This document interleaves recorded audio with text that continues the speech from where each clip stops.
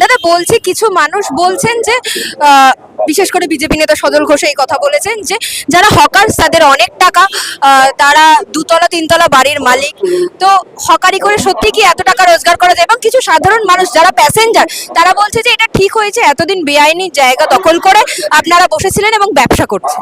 শুধু সজল ঘোষকে বলবো, আপনি রাজনীতিতে হকারি করছেন, একবার তৃণমূল, একবার বিজেপি, কংগ্রেস, একবার বিজেপি করে হচ্ছে গিয়ে নিজের ব্যবসার পুঁজি বাড়ানোর জন্য রাজনৈতিক ধান্দাবাজি করছেন। ওটা না করে আমাদের কাছে আসুন, আমরা কার্ড দিচ্ছি, হকারি করুন। আপনার যদি মনে হয় হকাররা অনেক টাকা কামায়, তা আপনিও কামান। এবং যারা আমি বলছি না, যারা সাধারণ মানুষ তাদের সঙ্গে তো আপনাদের নিত্যদিনের সম্পর্ক, তাদের অ্যাক্সিডেন্ট হওয়া থেকে শুরু করে মাথা ঘুরে পড়ে গেলে আপনারাই তাদের পাশে থাকেন। হ্যাঁ, কিন্তু আজকে আমি বলছি খুব কম সংখ্যক মানুষ তারা বলছে যেটা হচ্ছে ঠিক হচ্ছে, মানে এতটা সাধারণ মানুষ কিভাবে আপনাদের বিরুদ্ধে কথা দেখুন, সবাই তো হকারের কাছ থেকে মাল কেনে না, টেনে জানা যায় একটা পার্সেন্টেজ আছেই সামান্য। তারা হচ্ছে গিয়ে খেয়ে পড়ে ভালো আছে, তারা হচ্ছে গিয়ে বিভিন্ন কেএফসি থেকে শুরু করে বড় বড় হচ্ছে দোকানের সঙ্গে সম্পর্ক, তারা চাইবেনি যে হকার না থাকবে।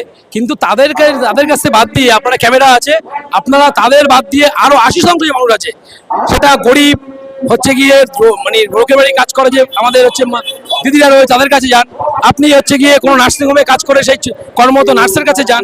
আপনি ছোটোখাটো লেবার মিস্ত্রি যারা ট্রেনে প্রতিদিন যাতায়াত করে তাদের কাছে গিয়ে জিজ্ঞাসা করুন হকারদের সম্পর্কে, তারা বলবে।